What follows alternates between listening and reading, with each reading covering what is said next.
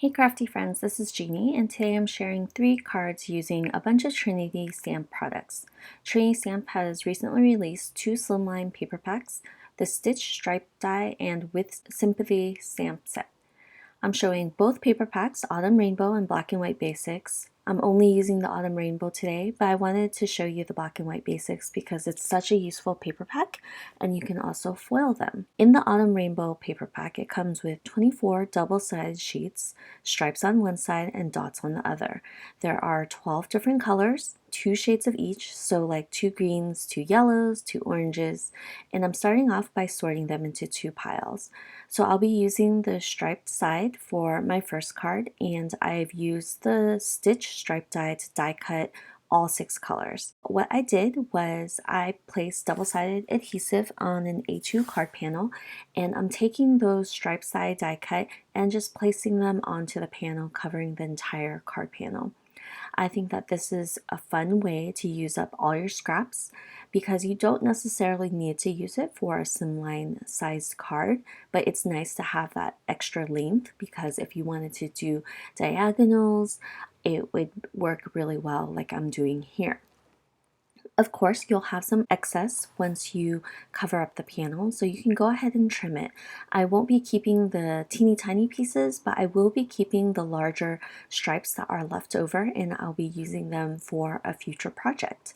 So I like having a ton of sentiment stripes in my stash because I can just pull them out and add sentiments and you'll be good to go. So for the first card, it's really simple. None of these cards today will involve any coloring whatsoever. I'm taking an anti-static powder tool to my panel and covering the entire space, and I will be stamping with Versamark ink. I'll be doing heat embossing and using white embossing powder for the flower stamp, and it looks really pretty popped up against all that color. I did kind of get it everywhere even though I used the powder tool, so I'm just using my brush to wipe off any excess. And I'm going to go ahead and heat set that with a heat gun. For the sentiment, I'm just stamping on white cardstock, so it's super simple, and I'll be adding it to the card panel. I did want to incorporate a little bit more white onto this card panel, so I trimmed it down by 1/4 of an inch on the top and side. So I can mat this on a piece of white cardstock and pull in that white with the sentiment and the embossed flowers, and I think that it makes a really pretty card. So once I have everything in place, I'll just go ahead and adhere it to the main card panel, adhere the sentiment, and I wanted to add a bit of bling, so I pulled out Trinity Stamps Soapy Bubbles embellishments. These are iridescent sequins that go perfectly with any kind of colorful card. You don't even need a colorful card to use them. They just work really well with a lot of cards. So once I place all the embellishments where I want it after a ton of indecision, I will go ahead and glue that down, but that would be it for the first card. I think it's such a simple card, but it's so pretty, and you definitely don't even have to do any coloring. Like I said, for all 3 of these cards today, there will be no coloring, so these definitely were very quick cards to put together. For my second card, I'm going to be doing the same thing with the dot side. So I'm using this stitch stripe die to cut out the 6 different colors. I'm also showing this bag from Pure Blossom Press. It's a very cool bag that you can add your markers and travel with. They even fit the Tombow brush markers, which are extra long.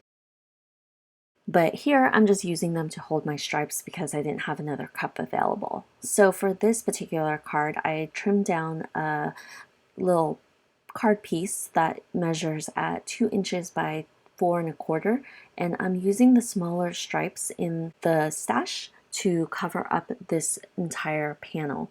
And I chose to use the smaller stripes because if I used the large one, like the 1 inch, it would kind of overtake the entire card panel. So I really wanted to incorporate as many of the colors as possible and then duplicate it. You'll notice that I actually went in with some liquid glue because I realized the adhesive didn't really cover up a lot of the areas, and I just wanted to make sure that it was very secure. So the idea for this second card is that I'm going to do a partial black and white stamping and then incorporate some of the color. So this also is a very easy card, and it does help if you have a Misti.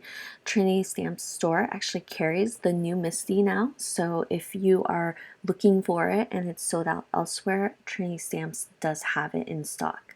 So I'm going to go ahead and place my white card panel into my Misti, and at first I fiddled around because I wasn't exactly sure where I wanted the flower, and I ended up just stamping it in the middle, and we'll actually trim this down in a bit. So first I'm going to go ahead and stamp the floral, and once I do that, I'm going to decide where I'm going to place my card panel that I had created using those stripes. So I went ahead and adhered it directly to the card panel, and since I didn't move the stamp in my Misti, I'm going to go ahead and place it in the same position and stamp again. So this creates the cohesive look for the stamp. And since it was kind of floating in the middle, I actually trimmed this down to a rectangle so it didn't look like the flowers were kind of floating in the air randomly. Once I did that, I'll be adhering it to a black card base. I decided that I wanted to pop it up on foam tape, so I did that. And once I popped it up on the card base, I decided to stamp the sentiment. I used Versamark ink for the stamping on the striped card panel area and for the card because it's just super black and I don't have to risk needing to re-stamp. Like with my first card, I decided to use the Soapy Bubbles iridescent sequins, and I thought that it was a very nice finishing touch. I kind of like the contrast of the black and white and the striped panels. I thought it was really pretty, and it's a nice pop of color. For my third card, this one is a little bit more time intensive. I'm going to actually be weaving these paper strips together to create a top and bottom panel. So I'm going to be creating a slimline card for this one, and I went ahead and stamped the floral stamp right in the middle. So what I did with the stripes was I adhered it to my glass mat with some washi. Washi is removable and not super sticky, so it's just nice to hold things in place. So for my main strips that I have held in place, I'm using the dot strips, and then I'm going to be weaving the striped strips in between. So every other and over and under, and I think that this is a fun project. So I just showed you one of the panels. I believe that this ended up being the top panel just because it's the same concept and I do it twice, and I weave enough to cover the top and bottom area, which was about 2.5 inches or so. I left a little bit of extra space because I wanted to trim it down at a slant. So you'll see that it's a lot larger than the panel that I need, but I intended to do that because I wanted to slant it. By slanting it, I needed a little bit more area to do so. So once I finished the weaving, I went ahead and used some washi tape to hold everything down so when I adhered it to my card panel, it wouldn't come loose because this isn't very tight weaving. You'll see some white space in between, and that's okay. So once I adhered it to the little card panel, I went ahead and trimmed everything down. And like I previously had stated, I'm going to be keeping a lot of these little leftover stripes because I will be using it for other projects, and I think it works really well because you can use it for sentiments, you can use it to create a mosaic if you wanted to, and yeah. I finished trimming everything down, and there were a few loose pieces on the ends, so I just took some liquid glue and added it just to make sure that everything was adhered securely, because I definitely don't want this card falling apart after I put all that effort into weaving. And of course this takes a lot more time than the other two cards, but I think that the process is relatively easy regardless. So as you can see, I've kind of placed the panels at a slant, and I've cut them at a slant too, so I can just kind of frame the flower. And I ended up trimming everything down as well, because these panels were a little bit larger than what I really needed. And I just did that just in case. It's better just to have it bigger than smaller, because if it was smaller, then you would probably have to go back and redo this, and I already had put a lot of effort into the weaving, so I didn't want to do that. So once I finished, I go ahead and adhere it, and I will be finishing it off with a large sentiment that runs down the middle.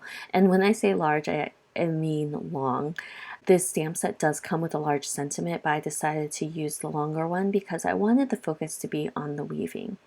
So once I decided what I was going to do, I actually went ahead and picked a sentiment that fit in one of the stripes in the die. And so I just went ahead and die cut a small piece of black cardstock. I'll be saving the rest for other uses because I tend to use a lot of white on black sentiments for my cards, so this will be super helpful.